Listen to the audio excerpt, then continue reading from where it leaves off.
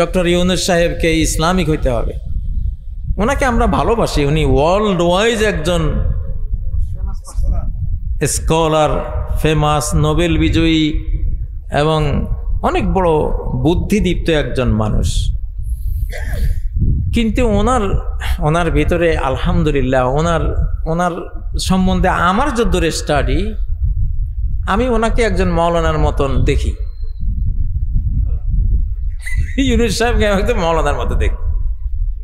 উনি একদিন বলতেছে যে পৃথিবী যদি এইসব কর্পোরেট মাফিয়াদের হাতে থাকে আর রক্ষা না হয়, এক একটা কোম্পানি সব কিছু নিয়ন্ত্রণ করে, সব খাদ্য এক ধরনের কোম্পানির হাতে, সব ঔষধ মাফিয়াদের হাতে, সব টাকা পয়সা ব্যাংক মাফিয়াদের হাতে, সব মাফিয়াদের হাতে চলে গেছে। এদের থেকে উদ্ধার না পালে পৃথিবী 30 বছরের বেশি টিকবে না।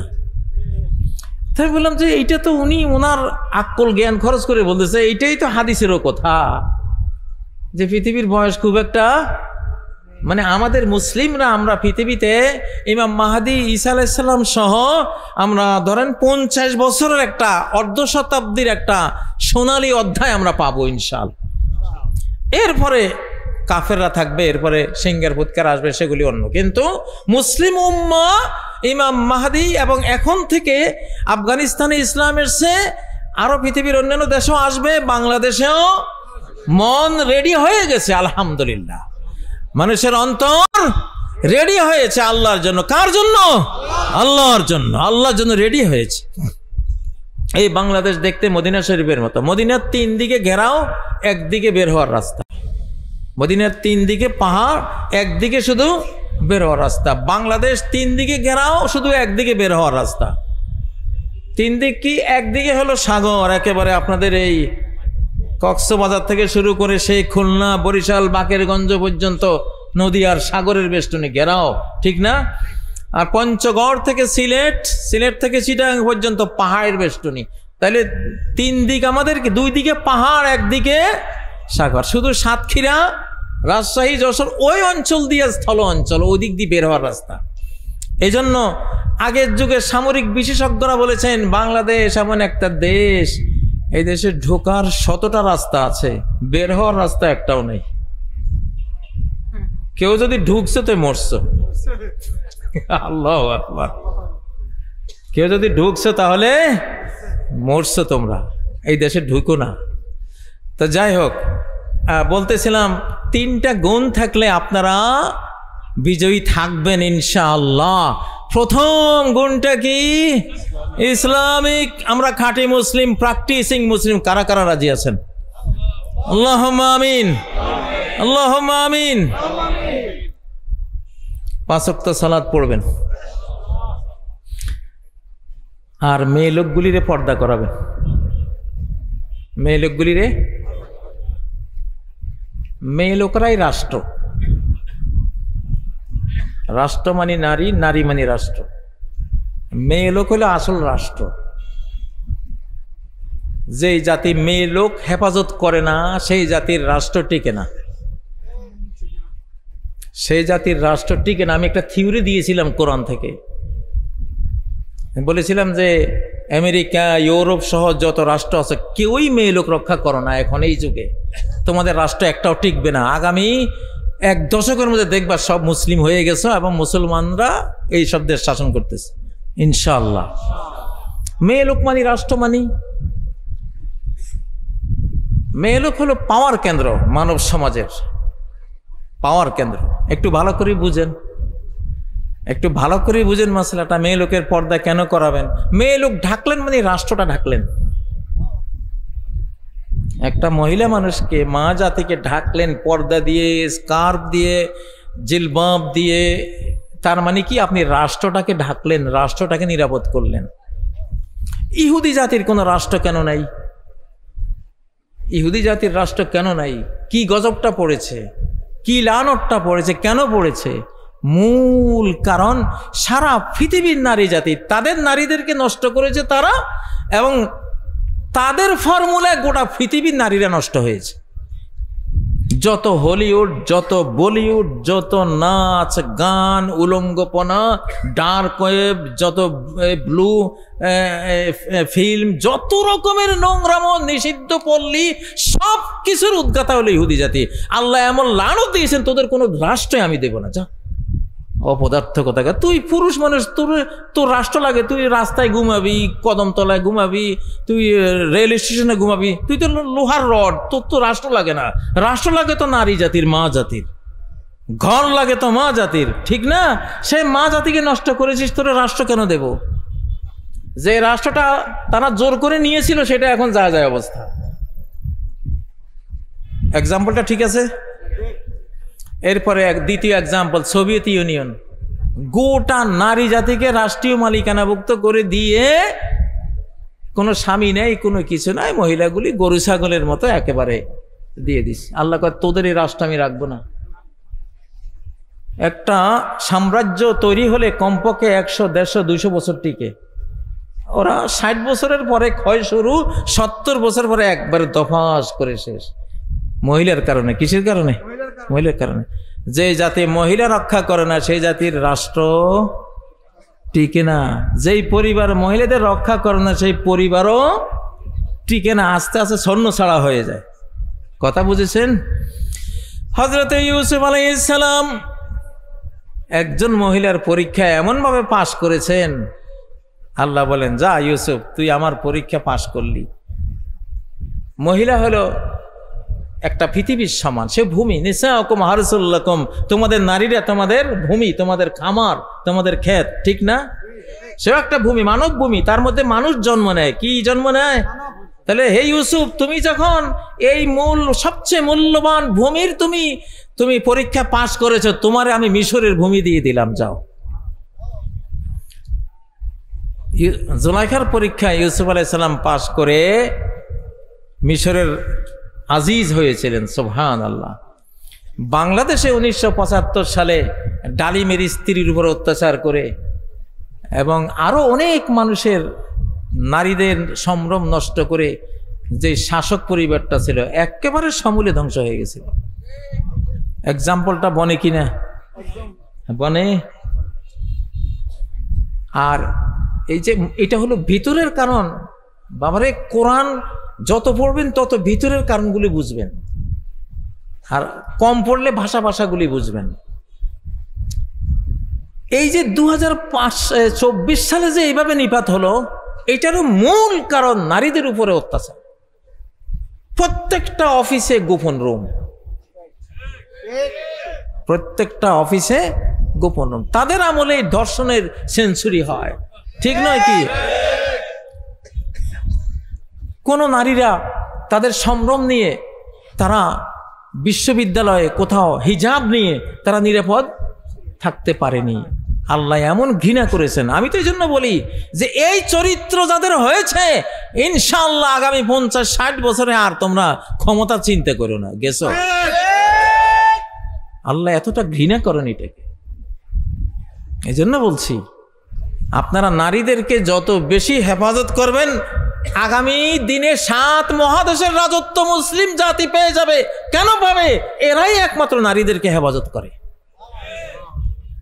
নারীদের সূরার মধ্যেই আল্লাহ তাআলা আমাদের সাম্রাজ্যের কথা বলেছেন। সূরা নিসা 54 নম্বর আয়াত, ফাকাদ আতাইনা আলা ইব্রাহিমাল কিতাবা ওয়াল হিকমা ওয়া আতাইনাহুম মুলকান আযীমা। আল্লাহু আকবার। সূরা নিসা 54 নম্বর আয়াত, নারীদের সূরা, মা বোনদের সূরা। এই সূরার মধ্যে আল্লাহ কি বললেন? আমি ইব্রাহিম ফ্যামিলি, যারা নারীদের হেফাজত করার ফ্যামিলি, নারী জাতির হিজাবের যারা প্রবর্তক পৃথিবীতে, আমি তাদেরকে কোরআন দিয়েছি, হাদিস দিয়েছি। আর কি দিয়েছি? এই কোরআন হাদিস কোথায় চর্চা করবে, কোথায় বাস্তবায়ন করবে? একটা ভূমি লাগবে না? মুলকান আযীমা, বিরাট সাম্রাজ্য, অর্ধ পৃথিবীর সাম্রাজ্য আমি গিফট করেছি আমার খলিল, আমার বন্ধু ইব্রাহিম পরিবারকে। আল্লাহু আকবার। কোন সূরার আয়াত? সূরা নিসার আয়াত। সূরা নূরের একটা আয়াত নেন, লা ইস্তাখলিফান্নাহুম ফিল আরদ, ঈমানদার সৎকর্মপরায়ণদেরকে গোটা বিশ্বের খেলাফত দেবে। কোন সূরার আয়াত? সূরা নূরের মধ্যে কি আছে? শুরুতে জিনাকারে নির্বিচার, ঠিক না? নারীর বিরুদ্ধে জিনার অপবাদ দিয়েছে, তারাই বিচার করো। ঘরে ঢুকতে খবরদার সালাম দাও, মে কামিং, আমি আসতে পারি কিনা, হাত খোল, এগুলি বলার পরে সালাম দিয়ে তারপর ঢুকো। হঠাৎ করে তুমি নজর দিলা, কোনো একজন মহিলাকে দেখলা, এটা ইসলামী সভ্যতা ধ্বংস করলা তুমি। আল্লাহু আকবার।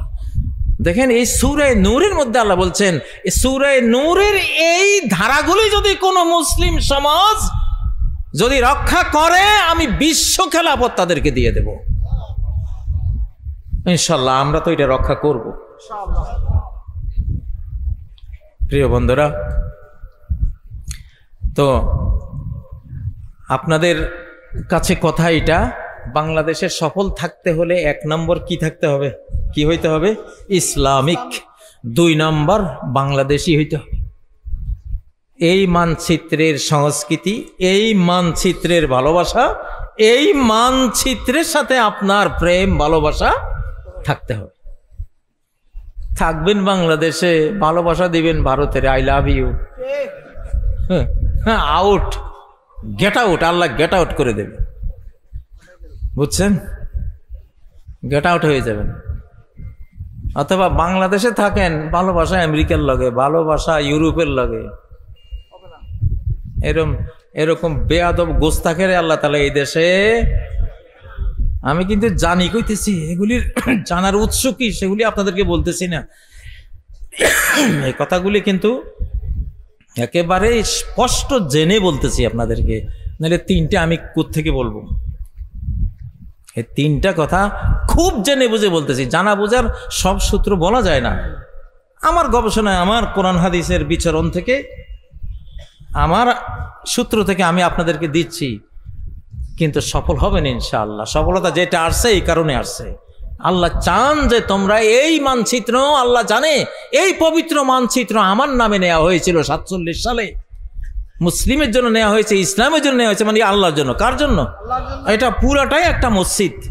বাংলাদেশ পুরাটাই কি একটা মসজিদ, কারণ এই মানচিত্র নেওয়াই হয়েছে কার জন্য? আল্লাহর জন্য। তাহলে আপনি এই মানচিত্রকে ভালোবাসবেন না? অবশ্যই ভালোবাসবেন। আমি এই দেশে, আমি বাংলাদেশে এত সকাল ঢুকতাম না, আমি ঢুকতাম আরো অনেক পরে। আমি ঢুকছি যখন দেখলাম দেশের ঝুঁকি বাড়ছে, অনেক ঝুঁকি, অনেক ষড়যন্ত্র হচ্ছে, এই জন্য ঢুকছি। নিরাপদ হয়েছে এই জন্য ঢুকছি এটা না, বিপদ বুঝেই দেশে আসছে, যে বিপদ আসতেছে, দেশবাসীর সাথে থাকতে হবে। সত্যি কথা, আমি এই জন্য আসছি। আমি বিপদের সময়ের কর্মী, আমি সুখের সময়ের কর্মী না। সুখের সময় আমি নিরীহ থাকি, নর্মাল কাজ করে। কিন্তু যদি বিপদ, কেউ যদি বিপদ সৃষ্টি করেছে, তা আমার মতো আলেকজান্ডার দ্য গ্রেট এই পৃথিবীতে টাইগার। সুন্দরবনের দিকে আন্দাজে পা দিও না। এই বাংলাদেশ পুরোটাই ম্যানগ্রোভ, সুন্দরবন। এটার ভিতরে কি থাকে? Royal Bengal tiger. আমি যে কথাটা বলতেছি যে বিপদে পড়লে কি পরিমাণ সাহস যে আল্লাহ নাজিল করে, এটা আল্লাহ ছাড়া কেউ জানে না। এটা শুধু আমার তো না, এটা আপনাদের ভিতরে আছে। আমি জাগাই দিতেছি আর কি, নিজের কথা কইয়া আপনাদেরকে জাগাইতেছি। ভয় পাবেন না, ভয় শেষ, ভয় পাবেন না। ইব্রাহিম আলাইহিস সালাম বলতেছে, ওয়া কাইফা আখাফু মা আশরাকতুম, তোমরা যে আমারে ভয় দেখাও তোমাদের দেব দেবীর, তোমাদের মাবুদদের, এইটা সেটা, কেমনে ভয় পাইতাম কত? আমি তো, ভয় তো আসে না ভাই, আমার ভয়টা শিখাও না। কাইফা আখাফু, আমি ভয় করতাম কেমনে তোরা আমারে কো? আমি জানি এদের কাছে কিছুই নাই, আমি কুড়াল মাইরা সব শেষ করে ফেলাইলাম তোদের। আচ্ছা, যিনি মহাপ্রভু তিনি এবার দাস, এটা কেমন কথা? উনি দাস আবার উনি মহাপ্রভু, আস্তাগফিরুল্লাহ। এই 2 কালেমার মধ্যে, 2 কথার মধ্যে একটা তো মিথ্যা আর একটা সত্য। কোনটা সত্য? দাসটা সত্য।